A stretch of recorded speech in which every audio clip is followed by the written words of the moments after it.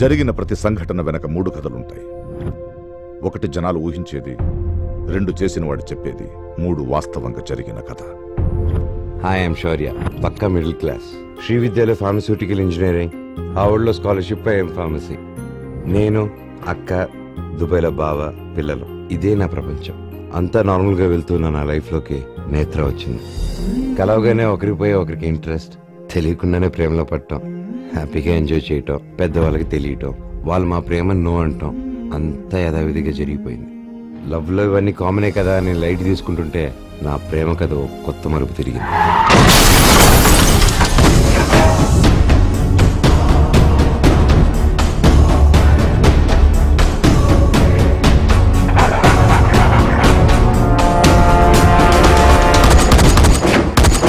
ఈ కోపం, పగ, ద్వేషం ఇవేవి శాశ్వతం కాదు. అన్ని కాలంతో పాటే పోతాయి. ప్రేమ ఒక్కటే శాశ్వతం. నేత్ర na na na na na na na na na na na na